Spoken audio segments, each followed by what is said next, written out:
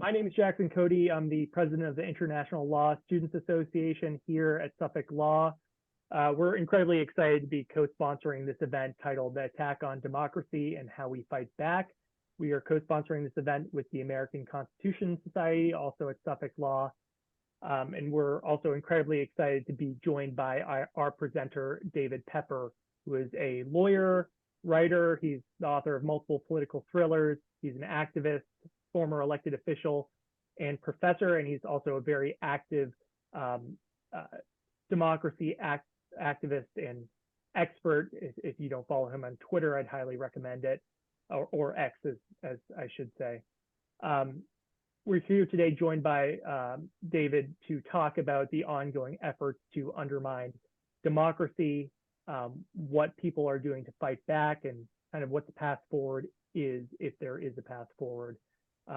So without further ado, I'm going to pin you to this Zoom, David. Actually, first, I will say, if you are attending this event to get CLE credit, I'll ask that you stay on this Zoom call for the entirety of David's presentation. After David's presentation is over, we'll open it up to an audience Q&A. So please come ready for questions. And again, if you're doing this for CLE credit, I do ask that you keep your cameras on, as we do have to monitor this call for the administration. Wow. Yeah. I didn't know we were getting CLA credit. I'll lean into some of the law parts that I talk about a little more then. Well, hey, thanks, Jackson. Mitch, thank you also for co-hosting. It's great to see you, Professor Dillon. Excited to be zooming in. I'm in Ohio to Massachusetts. Sometime I want to do something in person there. I've had some nice sessions with you guys, and it would be fun to get there in person. So, you know, we actually, I won't start with my PowerPoint. I'll do it in a second. But, you know, we just saw, we were talking about yesterday, this Arizona Supreme Court decision. I was in Missouri over the weekend, you know, abortion bans. Florida, they locked theirs in a few weeks ago through a Supreme Court opinion. All over the country, we're seeing this onslaught of extremism. And frankly, it's kind of a similar moment that I started writing these nonfiction books I started writing a couple of years ago. And we'll talk about sort of how this all fits together, because as Jackson hinted, and as the sort of program title sort of summarizes, all these events in different states are actually the real front line in the attack on democracy. As longer term, it's far more than just a presidential election. It's more than whatever stagnation we see in Congress. It's actually that Arizona decision, and it's the Florida ban, and it's the attack on democracy that we're seeing in different states. And that's really what I've tried to focus on. And my hope, Jackson, is even though you're going to see for part of this, it's a little bit of a sobering story. When you mention the pathway out is to recognize this and then to adjust strategy to deal with it. There is no pathway out if we don't see it more clearly, and we haven't seen it. And so one reason I've been kind of running around the country for a number of years now, since I wrote this first book, Laboratories, is more and more people need to see it, what's really happening, how it works. And in many ways, and this is what we're talking about today, what I'll present is not much more than a basic civics lesson on how states can play a very good or bad role with democracy. But for the most part, America just doesn't know that civics lesson. And so we're not fighting it the way we should. So this is a CLE-worthy course because it's basically the 101 of how democracy works, including the law. So let me just start out with, let me get my PowerPoint up here. Here you go. Everyone see this? Yeah. Let me think about where. So one of the things I sort of say, and this, you know, I'm not going to assume everyone's party on this call. I try and not get too partisan. I'll get a little partisan with what I'm about to talk about. But one way when I present, let's say, to a group of Democrats, I'll just put it that way. I'll say it like I tell to this group. Like, if you care about democracy, if you do happen to be a Democrat, and you guys are a little bit younger, so this won't all be fresh in your mind, but for maybe the professor and I, or maybe we're around the same age, this may feel more relevant. But when I ask this of a broader crowd, I'll ask the following: doesn't it feel like a number of times in the last 20 years, we were celebrating a great victory for democracy, like we had won the whole battle? But then only a few years later, or even months later, we realize we don't feel like we're winning that battle. You know, when Obama won in 08, and that's where you all might have been a little bit young, but those of us in law school then, or that was like the end all be all victory for democracy. After a pretty tough Bush era 2 terms. The celebration in Chicago was immense. I mean, it was this massive victory. A few months later, there was a Time magazine cover, an elephant on the cover. Is the Republican Party gone forever? And only a few years after that, by the way, we saw unbelievable gerrymandering in the march of voter suppression all around the country. So we won in 08. We celebrated like we won it all. And only a few years later, it was clear we didn't win long term. Same thing happened after Trump lost in 20. You all remember this. We beat Trump. Then we win Georgia's Senate. We're celebrating like we have won the battle for democracy. It's over. That was it. And only a few months after that, even not even talking about January 6th, that victory felt very short term because all of a sudden, including up till now, these nonstop attacks on democracy continued. And so the reason I bring this up and trying to sort of reframe for people how this battle for democracy functions is, if you really think about it, if it's sports or politics or business or whatever, if you find yourself in the position that you were celebrating a victory, but it turns out you actually weren't winning and you realize it, you got a problem, don't you? I mean, something's really wrong with your game plan if you aren't seeing the battle so clearly enough, and you're seeing it so poorly that you actually thought you were winning when you weren't. That's a really bad problem. And that's sort of what's been happening. And so one of the things I try and pull out of all this, and this kind of comes through my books, but it comes more through as I've written them and present, if we don't really look closely as to what our battle for democracy has been, and even maybe more importantly, what their battle for what their political battle is, we could continue to be celebrating victories when we're losing. And that's the wrong path. So I'm going to take a couple seconds here and walk through, maybe a couple minutes is a more honest summary of it, and walk through, well, what has our battle been and what is their battle? And we have made a mistake by sort of acting as if they're the same battle. They are not. We've been celebrating winning our battle, but we have never looked at their battle. And we didn't realize, wait, they're still winning their battle even when we thought we were winning ours. So what are these two battles? And Sarah, you might have seen this earlier. Hopefully others have not seen this before.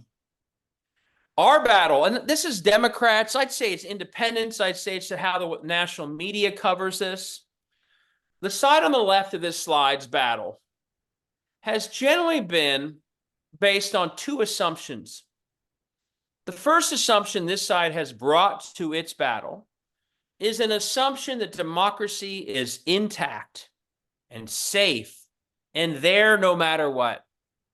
Based on sort of a patriotic view that, hey, we're America, baseball, mom, apple pie, democracy. It's just there to stay. Sure, Hungary may lose its democracy, and Russia clearly did, but in the United States, no, we're fine. We are a democracy.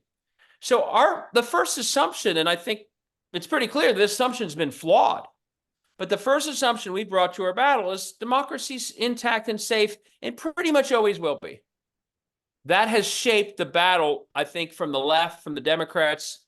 The media sort of still treats it that way, most independents. And we've designed our battle strategy with that sort of taking of democracy for granted as a core assumption. Until very recently, I don't think we appreciated what I'll talk about in a second about what can happen in democracy. The second part of the Democrats' battle, the battle I'm talking about, is the second assumption is actually, if the first one's incorrect, the second one actually has been generally correct. And the second assumption has been, well, most of the things that Democrats are pushing for are actually mainstream, majoritarian, often very popular. And that's actually true if you look at any polling of almost every Democratic issue that you hear talked about. a woman's right to choose. It's a 60% issue in Kansas. Common sense gun reform, overwhelmingly popular. Student debt relief, popular. Middle class based economics, popular, very popular. Trickle down's what's unpopular. Public education, unions, collective bargaining, dealing with climate change in a responsible way. These are all mainstream, expanding healthcare that Obama did and we've done since. Almost everything Joe Biden says in his State of the Unions, any poll will tell you these are largely popular, mainstream. If you message them right, you'll probably win a campaign type of issue.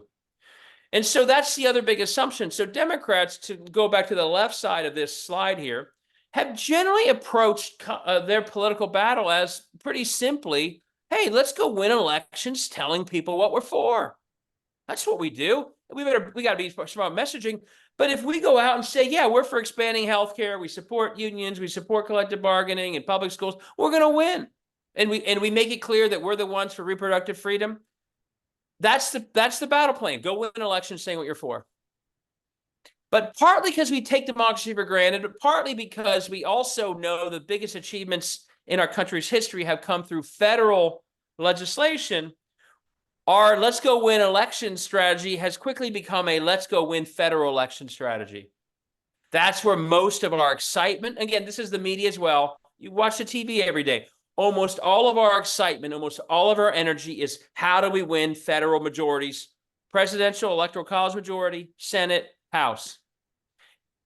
And that means we largely focus on what? A few swing states that get us those majorities, even years. And in 2008, when we won those swing states, and in 2020, when we did, that's when we're celebrating the battle that we think we have won. We think we've won it all, don't we? That's our battle. Does that sound pretty accurate as to how one side's sort of thought about it, how it's covered? I mean, it's pretty much covered this way in the whole country, by the way. So that's one side's battle. Here's the problem. It's not the other side's battle. We're celebrating winning those swing states and federal years as if we won everything without ever figuring out, well, the other side wants to win those too. Their battle's actually very different overall, based on two very different assumptions. The first assumption in their battle is they actually understand full well that democracy isn't just there to stay no matter what. That's not our country's history. We got Jim Crow because certain institutions undermined a new democracy that came out of the South after Reconstruction.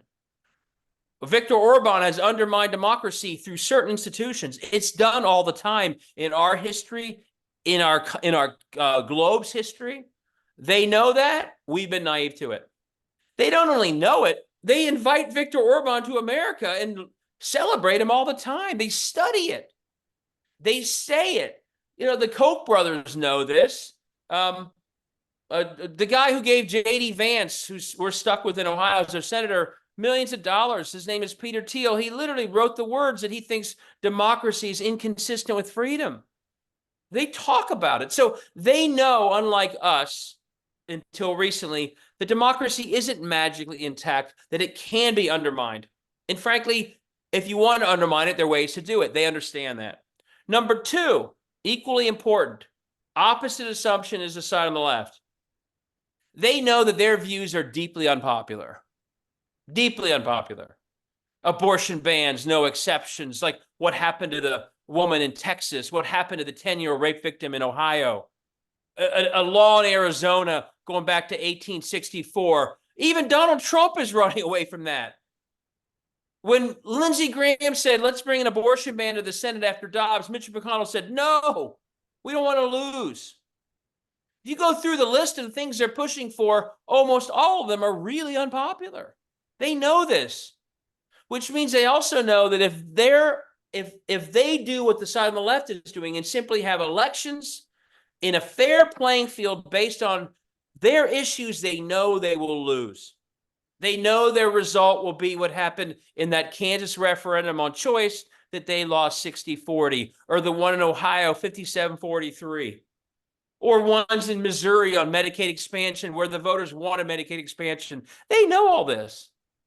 So their goal is not go out and win elections saying what they're for, because that would guarantee failure. Their goal isn't election outcomes on a fair democracy. Their battle really is democracy itself, because they know that there's certain ways to undermine it, and they know that they need to undermine it or they're not going to win. Now, this again sounds pretty harsh to say, but when you look closely again, they're studying Orban because their goal is kind of like his has been: how do you subvert democracy enough to lock in a minority worldview that would otherwise lose? That's really their battle, folks. And every once in a while, someone says that feels a little bit rough on them. They've shown in every way. Look at what they tried. Did you all see what they tried to do in Ohio last August?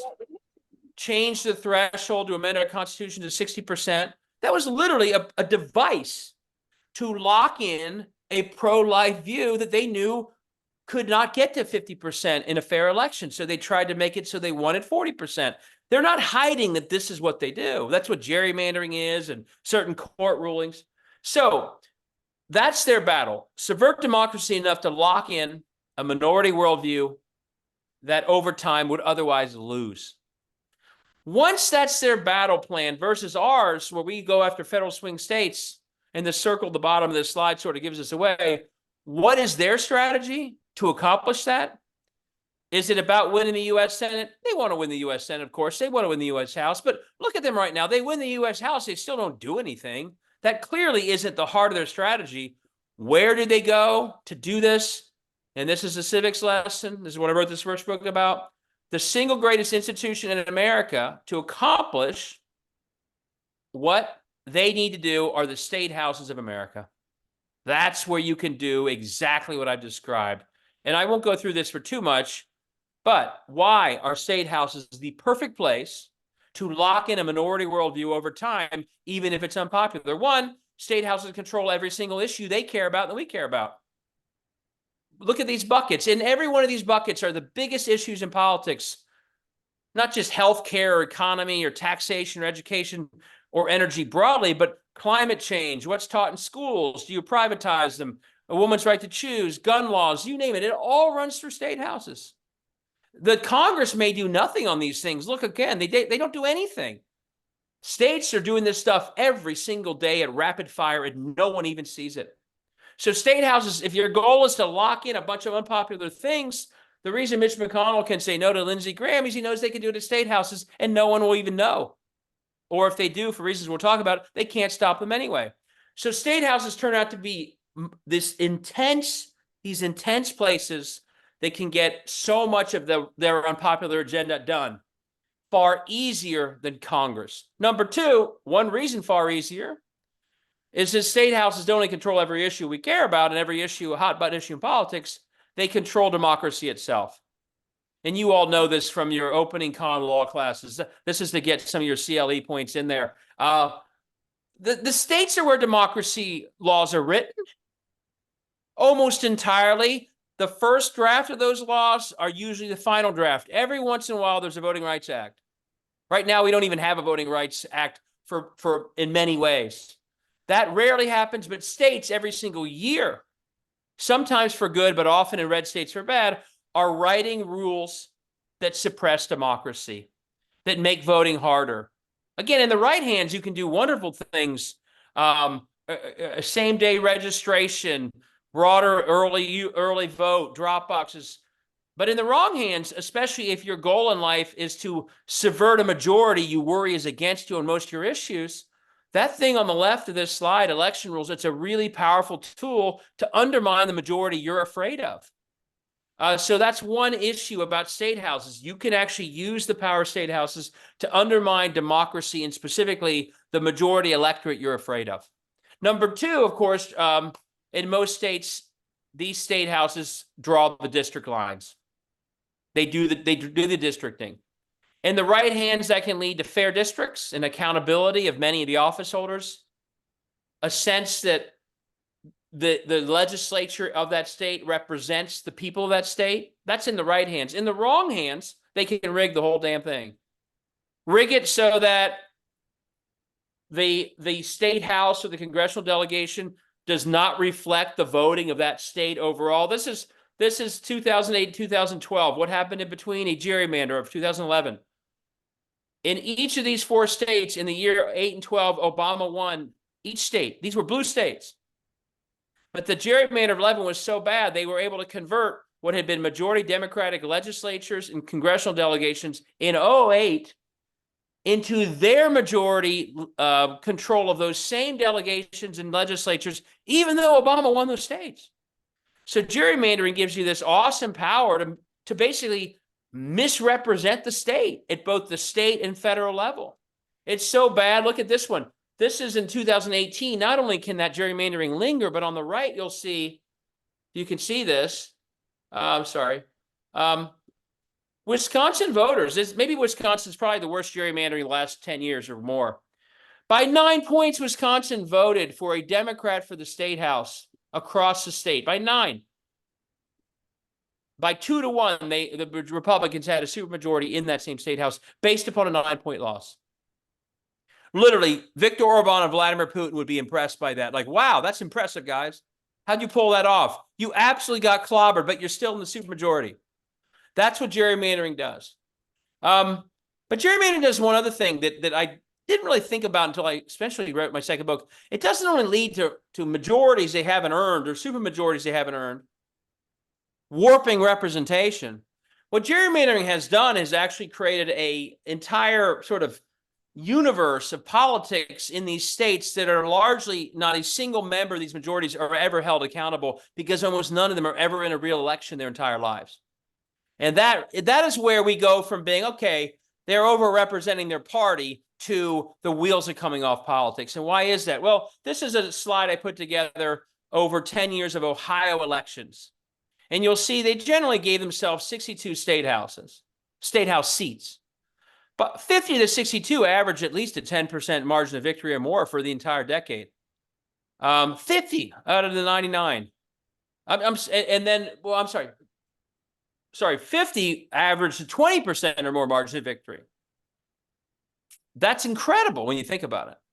The next 12 to get to 62 average a 10% margin of victory or more.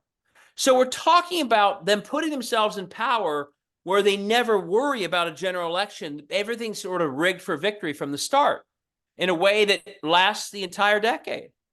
So we're talking about entire generations of politicians. Mike Johnson is a perfect example. I'll go through this in a second, who largely are in office, in power, with no accountability. If any of you ever run for school board, or when I ran for city council, I've had more involvement with democracy than Mike Johnson, the Speaker of the House. He comes to Louisiana. We'll talk about this in a second. So we have a system where they not only write the voting rules, but they're able to draw district lines so there's no accountability. How perfect is that? Is your goal is to lock in minority worldviews and not have accountability for it. The state houses are perfect. Now, let me go through just how bad this is. And again, a lot of this is depressing, but my view is until you see this, we won't solve it. By the end, I hope to make you feel inspired that we can do something about it. That's sort of in the end, my goal. But let me just show you how bad this is, because this is the part that really kind of shocked me when I went through the numbers. I'm going forward here. This is not only an eye test, but this is really important data. I hope you can see this. It's gotten so bad that these districts have felt so unwinnable that Democrats, and this is a mistake Democrats have made, have stopped running at all. Just not running. And this is where the wheels truly come off. Because it's one thing if you think you're going to win 70-30, but at least you have an opponent knocking on doors or going to the forum with the paper or something. But in many of these states, what you've had happen, and this is all the results of 2022 elections, you basically have had an elimination of any choice whatsoever in most red states of America by a shocking degree. You remember the 2 Justins being booted in Tennessee out of their legislative seats because they were part of a protest about a shooting in the school? Yeah.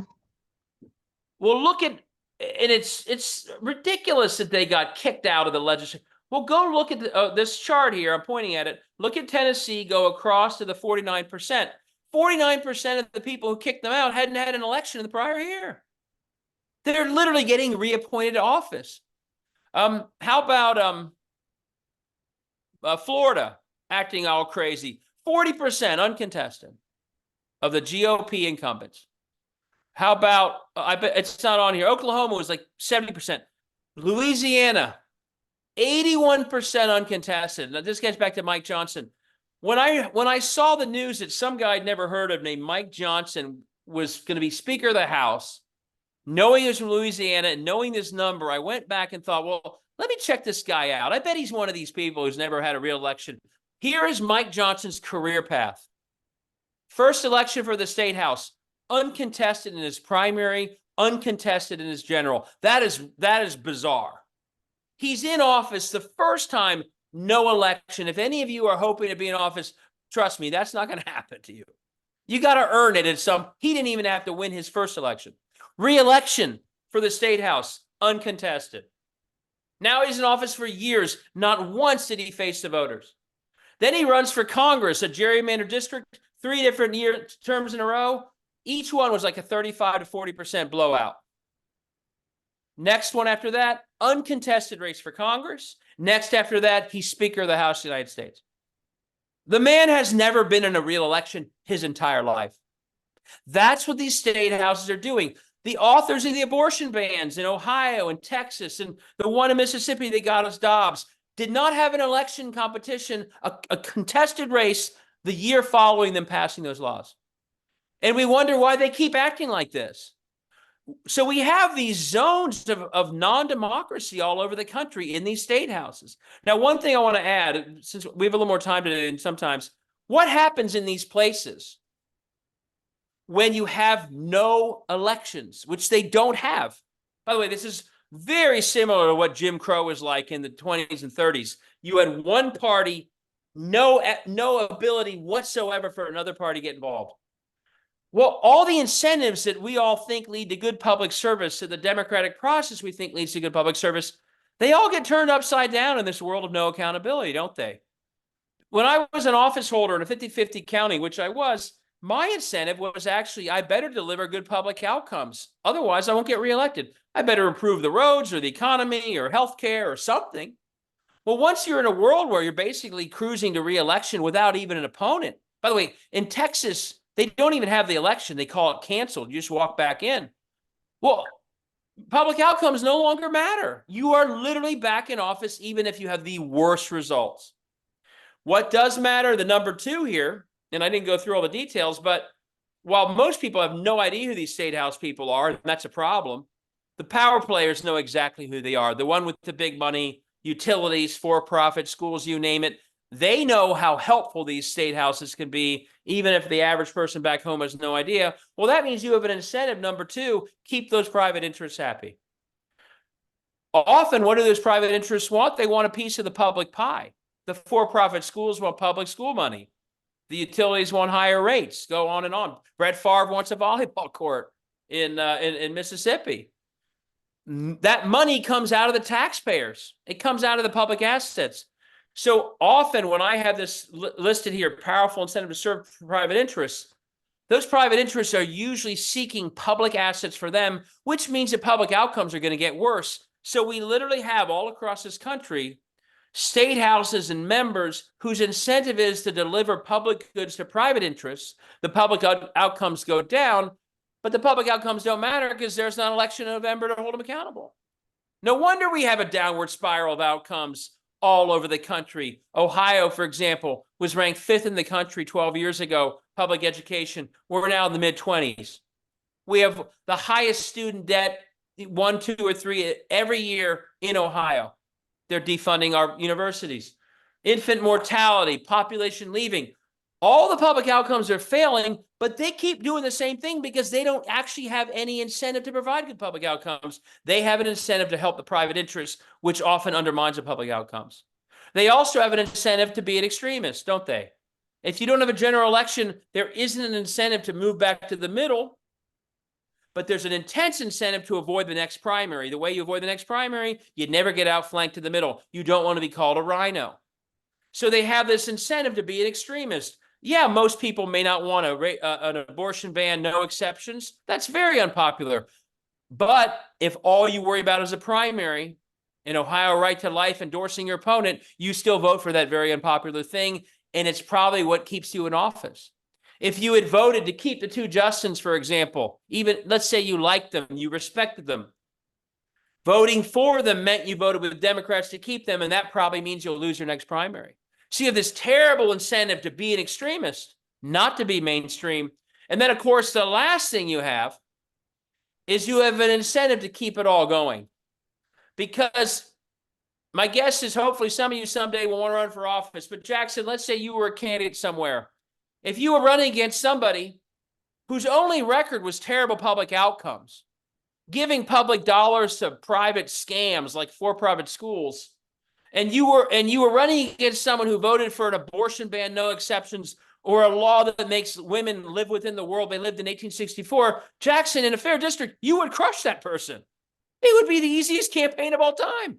So and they know this. So they have to keep gerrymandering and they have to keep suppressing because Mike Johnson is afraid to death of the democracy he's never had to compete in.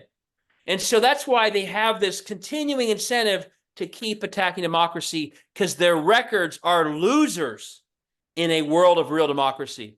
Okay, all very depressing. Explains why we are seeing the same pattern in all these states, doesn't it? These incentives are driving things downward in all these states like Ohio. Hopefully, my hope is you're all from all over the country, but some of you are probably from states where this is happening. You're looking up thinking, God, the state I grew up in felt kind of normal, and it doesn't feel normal anymore. You know, Missouri, Iowa, Ohio, Tennessee, we're all going through this. But going back to that initial slide, what I've just, I'll go down here. Don't mean to jump around too much. What I've just described is the perfect place the right-hand side of this slide can go to lock in an unpopular agenda and have it stay, haven't I? And their agenda's got all these sorts of things like this in it. But if they took a lot of these issues to Mitch McConnell, like the abortion ban or Rick Scott's attack on Social Security, Mitch McConnell doesn't want his Senate candidate to lose. He'll say no. You go to the state houses of this country that literally have an incentive to be an extremist and an incentive to do the work of private interests at the expense of a public that can't hold them accountable. When you bring this agenda or others to them, they say, hell yeah, where do I sign up? This will get me ahead. I'll avoid the next primary. I get to be part of something that's extreme. That helps me. So the state houses turn out to be the most wonderful place to undermine democracy. Now, it's not only state houses, because once you see that states are the source of their anti-democracy power, that also means the other institutions that impact states also matter, like a state Supreme Court. They can either hold them accountable or not, or a state auditor, or in places like Ohio, the ability of citizens to go to the ballot directly to overturn what that state does. All those things that potentially threaten state power or could enhance state power like a friendly court all of a sudden become very important to them. But on the left side of this slide, if all you care about are federal races, you're not paying attention to any of that stuff. It doesn't feel like it matters. To them, it really has mattered.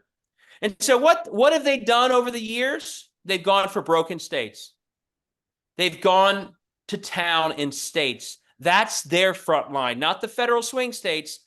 All the states that they can control, they win, they rig through gerrymandering, they suppress the vote of the other side, and then they ram through an extremist agenda that no one can stop except unless the voters do what we did in Ohio because of the gerrymandering. And one other sort of piece of depressing news, and some of you will study this, they don't just do this one at a time. They have a whole organization the Koch brothers set up years ago to coordinate it all. So when something passes in Florida or an attack on unions works in a state, they'll bring it to all the other states they control. They're running the national agenda through the states while we all watch Mike Johnson do nothing. That's their game plan, okay? Now, real quick, and I'm almost done with the negative. I'll go to the positive, then look forward to your questions. What happens, and it's a pretty obvious answer, what happens if each of these two sides keep doing what I've described? One's all in federal swing states, gets excited when it wins them, celebrates like it's doing it all, thinks democracy is safe. The other side going for broken states, win, rig, jam through that extreme agenda, keep making it harder. Do it every year, not just even years, and do it in every state they can. Well, as I joke, and the reason I was almost late was because my son's at a lacrosse practice. My kids who are 9 and 7 know the answer to who's going to win this battle of each of these two sides keep doing what they're doing. And this slide shows you why they know that. I just described a soccer game where one team is always on offense. Who's their offense in their battle? All the state houses of this country. Mississippi, MS there, Dobbs, Ohio, Wisconsin, Tennessee, Georgia, kicking the ball again and again and again. And we're on that side of the field, but as I showed you in this slide, we're not even playing defense against these people. They're kicking half of the Texas people and Wisconsin, other states, Tennessee, Ohio. They're not even contested. They're kicking the shots without any obstruction. And too often when they scored, like they did with Dobbs in Mississippi, our response has not been in the past, let's run against them. Let's block the shots where they're being taken. Our main response has been to look at this slide and say, gosh, if only that one team had a better goalie, they'd win the game. That's not the right response to this picture. That's kind of what the losing battle we've been in has been. So you keep doing what we're doing, we're not going to win. What do we do differently? Well, this is sort of the look forward that we all have to figure out. We've got to figure out that we're in this losing cycle, losing game. I won't go through it. And we got to reframe the battle in our mind and figure out that they are right in one specific way. We are in a battle for democracy itself. We can no longer just sort of accept or assume it's safe and just go win federal elections. Because if all you're doing is going after federal elections, you are literally operating under an assumption that democracy must be fine. If that's all you're focused on. Well, we're not the first generation of Americans that didn't have to worry about the health of democracy itself. All the other generations, let's say before my age, I was born in the 70s, they worried about democracy all the way through, from the suffragists to John Lewis, even worse before. We're not the first generation where democracy did not have to be fought for and protected. We've kind of thought we were. We're not. And once that becomes clear, that our battle is a battle for democracy itself, they've seen it. We haven't until very recently. Everything else we do politically, actually, I think becomes very crystal clear about what we have to do. And I'll just go through a couple. My books go through a lot more than this. Once you see that you're in a battle for democracy itself, you see that you're in a long battle. It's not a battle about every 4 years federal elections or even every 2 years. It never stops. It's not even just about elections. It's about lifting democracy in many ways. You think John Lewis and the women's suffragists ran around every 2 years only thinking about how are we going to win that election? No, because for most of the time, neither side was for them. They had to struggle in all sorts of ways. We have to think about it the same way. Once you see that, though, I actually think once you have that long view mindset, I do think it actually is uplifting because you can plan accordingly and you can see and make progress accordingly. You're not going to win every year, but you can make progress every year. I was in Missouri over the weekend. Here's an example of progress in a long game. I hope they turn blue for Biden in the Senate race. They probably won't. But what's a long victory for democracy in Missouri? The fact that 2 years ago, they had like 90 candidates running for the state house, and this year they have 135. In the long battle for democracy, that's great progress. And 2 years from now, do it more. Have no one go uncontested. They went from 50% uncontested to 17% in 2 years. That's a long game win. In North Carolina, they went from 30 uncontested in 22 to 2. That's a huge long-term progress once you see democracy in the right way. Who's the best example? Every door any one of those candidates knocks on that wasn't knocked on 2 years ago, that's a win. That's progress long-term. Every new volunteer now in a district that last time didn't even competition, that's progress. So once you see you're in a long game, and you plan and think it out, you see that there's a lot more ways to make progress than whether or not at the end of each 2 year cycle, you turn the state blue, which many states aren't going to do right away. Now, another example, my best example, I actually went to, back when I was in law school, and this will happen to you guys. Someone on this call is going to be real famous in a few years. Well, my famous person was Stacey Abrams. She was my classmate.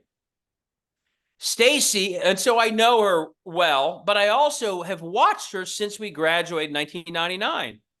You want to talk about someone with a long game for democracy? That's what Stacey Abrams did to Georgia. If she had quit because they didn't have a Republican senator win, or a Democratic senator in 2002 or 04, she would have quit a long time ago. But she knew that to flip things in Georgia was a long, long struggle of fighting voter suppression, of trying to pass laws. She was the minority leader of the Georgia State House, of running for governor and inspiring people and registering people. And even when she didn't win her governor's race, she told everyone, we made progress in 2018. And my guess is a lot of people thought, oh, what do you mean? You lost. Well, 2 years later, who made progress? She had. That was, her work was critical to winning Georgia 2 years later. So everyone needs to bring a long game mindset to all we do when it comes to democracy. And I'll go through this in a little bit, but every state in this country, not just swing states, can have a long game plan for democracy. Once you realize that just winning federal offices is not the end all be all. So in Missouri, it's a more humble goal than having Biden win those electoral college votes. But if you're pecking away at that state house that banned abortion by running everywhere and holding every one of those extremists accountable that only a few years ago weren't held accountable, and 56% of the times, you are making progress. That's number one. Number two, it's a battle in all 50 states. It is no longer good enough. In fact, I think it's, to me, in violation of the spirit of the Constitution. This will give you some more CLE points. To not support democracy in all 50 states. There's literally a clause in the Constitution called the Guarantee Clause that guarantees that every single state should have a Republican form of government. Who is supposed to guarantee that? The United States. That's not, I hate to say it, it's sort of like the disqualification clause. It's required. It's not sort of optional. It says the United States shall guarantee to all states of the Union a Republican form of government. And by Republican form of government, they meant majority rule and the people are sovereign. All around this country, we have states that clearly do not meet that standard. We have states that clearly are not really democracies. They just aren't. I mean, when you see 60-40 in Kansas overturning their state house and other states that do not even have the ability to go to the ballot, literally being led by the minority party year after year because of gerrymandering, this is not a Republican form of government. This is not a functioning democracy. And I'll just say this, Democrats for too long have said, well, if you're not a state that can get us a U.S. Senate seat or a presidential college electoral vote, we're going to allow you to just sit in that state of non-democracy. We're not going to fight there. And that has to end. I get so many emails around the country about my books. I describe Ohio and what it's gone through, but I get emails from all over the country. David or Mr. Pepper, you described exactly what's happening in Missouri, in Tennessee, in Florida. And it's so frustrating to get those emails and then to look up and see that until recently, the Democratic Party has basically said, well, we're sorry about the state of things in your state, but we're not really going to invest there because you're not good enough to get us a Senate seat. We have to start seeing that that's just the wrong answer, that every one of these states deserves, and under the Constitution, frankly, requires that the people in charge of this country are fighting for them to have a real democracy. And what happens when you don't fight, by the way, for them to have a democracy? Well, states that were blue not that long ago, like, you guys may or may not remember, but Obama won Indiana. He won Illinois, obviously. He won Iowa. He won North Carolina. He won Florida. That tells you those states were kind of purple, maybe a little bit blue. They're unrecognizable today. Downward spirals of extremism. Well, how did a state that voted for Obama now turn into a hotbed of extremism? Well, one party isn't even there because they decided, well, we're not going to fight there because we don't think we can win a Senate seat or something. When we don't compete in all these places, we allow only the extremists to compete amongst each other. It's like letting every bar in a town be on Fox News and nothing else. What's going to happen? People are going to get more extreme. We've allowed that to happen by not being in these states. So we've got to battle all 50 states. To use my goofy graphic, start blocking the shots where they're being taken. Don't just hope the goalie of the U.S. Senate is going to save the day. You can't stop all those shots with one office in Washington. Next, I'll go quick on this. Same story within states. We can't only prioritize running in the places where we think we're going to win, because that means we're leaving out all these states, all these districts. And put it this way, they are literally, most of what they are accomplishing along the extremist agenda, they are accomplishing through the districts that we are not competing in, the rural districts. That's where they're doing it. When we don't run for any of those seats, it's like there's a superhighway of extremism and we're just standing back and say, oh, go right on through. We don't care. And if all we do, and we have, I mean, I'm a believer, we have to beat Trump. We've got to keep the Senate. But even if we beat Trump and keep the Senate, if we don't challenge in those rural districts, we can win those goals again in 24, and the extremism will still keep going because we're not even in the space where they're getting all their work done. So we have to go in the states, in the places where the people doing the worst stuff are running, and begin to challenge them. It's not easy. You won't win most of them, but you better start bringing some accountability and some incentives back to not just being an extremist. When we don't run, we literally allow that to be the sort of permanent state of these places. I won't go through all the details. There are ways to do that I'm working on. This is so much bigger than Trump. Of course, we have to beat Trump this year. But this all started before Trump ran for anything. We make a huge mistake when we equate the battle for democracy as only beating Trump, as if he's the only threat. So much of this started because when Obama won, a diverse majority came together and got its way in 2008. They, of course, made history by having Obama be in the White House, but they also led to a blue state house in Ohio, in Pennsylvania, in Wisconsin, other states. That was such a threat to the Republicans that when they had a chance in 2011 to destroy the Obama coalition through voter suppression and gerrymandering and purging, they did it. And new voter ID laws that never existed 10 years before. You all know this. Before Crawford, Indiana, there was no state with a photo ID. It's all new. So this all started before Trump ran for anything. If he were locked up tomorrow, and I guess his criminal trial starts soon, it would continue. It's not going to stop. And so we have to define this battle as bigger than just Trump. We have to beat Trump, but that's not sufficient. We have to go broader than that. We have to start defining the battle as democracy or not democracy. And you may be a polite person in some state house somewhere. You may not sound like Trump or act like Trump. You may know not to do some things he does. But if you're doing voter purging or gerrymandering, you're doing as much damage, oftentimes more than he may be in that state. We have to see it that way and plan and battle accordingly. When we ran around in 20 and said never Trump as if that was the only battle, we gave cover to a lot of Republicans. And by the way, who went on to win? Millions of people voted for Biden over Trump and then Republican the rest of the way. We didn't win one state house in 2020. And those state houses were the ones who've been attacking democracy ever since. So we've got to define the battle more broadly. And the last thing I'll say, we have to see that we're all on the front lines for democracy. And once you see that, I think it's clear, I hope it's clear, there's so much more we could all do to protect democracy, because it's not just about Fetterman winning in Pennsylvania or Hirsch or Warnock winning in Georgia. It's about Missouri running more candidates. It's about New York getting higher turnout so Santos doesn't win a congressional seat. It's about picking up some seats in California. All of that stuff is relevant if you see the battle for democracy in the bigger way. It's about a Supreme Court race in Ohio this year that could flip our court. Once you see that, the inspiring message is we're all on the front lines. And there's a lot more we all can do to lift democracy. And the other thing is, once you see that it's a battle for democracy and not only partisan battle, my hope is many more people see that there's a lot more they can do within their footprint of life to lift democracy. For example, a huge part of the attack on democracy has been the purging of voters in states like Ohio. So I pass this out all the time.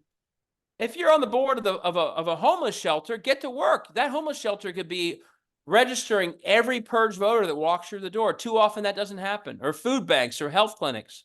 or restaurants or law school clinics devoted to voter protection. There's so many ways that all of our institutions could, in a nonpartisan way, lift democracy. They too often aren't. And one thing I'd say about that, often those institutions are the better engagement with a disaffected voter or a purged voter than a Democrat volunteer running down the street with a clipboard saying, "Are you registered?" Do you think it's more likely that that volunteer chasing someone down the street, I admire their hard work, we need them, is going to get that person to register, or the nurse in the health clinic that just made their child less sick? That nurse could be helping people get registered. We just don't think they should because it's partisan, but it's not. That's nonpartisan pro-democracy work. And that could be being done all over. So I go through ways and best practices and case studies of how to do that. So I'll just close by saying, John Lewis was telling us today, what I'm saying. He said it more eloquently than I did. It never stops, folks. This is a constant battle for democracy. We are all on the front lines, and there's a lot more we can do. And it's much bigger than just one year for federal office, although this year, that's also really important. But the thing I'll close in saying is this isn't just theory anymore. The good news is everything I've described has actually started to happen in the last couple of years. Believe it or not, you won't see it if you only watch the Republican primary debates or the court cases about Trump, which is how our media likes to focus on democracy. But if you look at the level I've been talking about, there's a hell of a winning streak right now for democracy. What is it? August 22, a 60-40 win for reproductive freedom in Kansas. November 22, every election denying Secretary of State candidate in a swing state lost. That's a year we're supposed to lose because we have the White House. That's like clockwork. Well, we didn't. We won. Mastriano lost in Pennsylvania. Kerry Lake lost in Arizona. We flipped Michigan State House and Senate. Pennsylvania State House. 12 seats were flipped to win that State House. The Minnesota Senate flips. April of last year, we win the Wisconsin Supreme Court. We flip it. That then goes on to end gerrymandering. We win our special elections in Ohio to save democracy. The Virginia State House flips blue last November. We replaced Santos with a Democrat because people were fired up. The truth is, there's a winning. It's we won a seat in Alabama a couple weeks ago after that IVF decision. I mean, this is counter-cyclical, historic winning streak, unexpected. The polls haven't even, the polls have not showed it coming. And why is it? Well, two things. One, as Mitch McConnell knows, as I said at the very beginning, they are too extreme, and people are seeing it. They can't really hide it. In a fair fight, their extremism is losing them elections.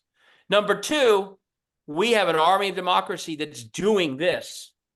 There were people all over the country that helped us in Ohio in August win that special election, just like they helped win that Supreme Court seat in Wisconsin, just like they helped George, I can't remember his name now, but the congressman beat the Republican in the Santos district. People are starting to see that it's not just about a few U.S. Senate races. It's about democracy at every. Oh, by the way, one other big one, 70% of Moms of Liberty candidates for school board lost in November of 23. So the good news is there's a winning streak. And the important lesson is keep that winning streak going. How? Of course, fight at the federal level, but start focusing on all the layers and all the levels where democracy is shaped at the state, at the local. Fight those battles as much as we fight the highest level. And by the way, one final thing, if we fight those races well at the lower level, we lift folks at the higher level. Right? Arizona, where they just did this terrible decision. Everyone running in Arizona, knocking on doors to protect choice, that's lifting Joe Biden. Maybe then more than Joe Biden's own TV ads will. So by fighting at all these levels, we not only help win the federal stuff, but we also long-term save democracy itself in the ways I've talked about. So I'll stop talking. I know that was a lot. Would love to open up to any questions you might have. Thanks for listening. Thank you so much, David. That was very insightful and both demoralizing and inspiring at the same time somehow. At this point, we'll open it up to an audience Q&A. If you have a question, please raise up the hand sign. and I'll call on you. Ashley? Hi, this is not so much a question, but it's more of a thank you. Your book has inspired a lot of my research throughout law school, and it's made me be optimistic about seeing where the issues are so it could be fixed. So thanks for that. I learned a lot about educational law because of this and through the American Exchange Council and because of the Center for Constitutional Rights is going against Alex. So thanks for opening our eyes on that end. That's hey, did you read the first one or the second one? Laboratories of Autocracy. So I Okay, think it's the one that right. just got published. Yeah, well, the follow-up is Saving Democracy because it's trying to like show you, it's trying to be more. But just so everyone know, Laboratories of Autocracy goes through a lot of the more demoralizing stuff, Jackson, saying this is what's happening. At the end of the book, I go through like 30 steps. It's maybe like 50 pages. But so many people email me and saying, oh gosh, you really scared the heck out of us.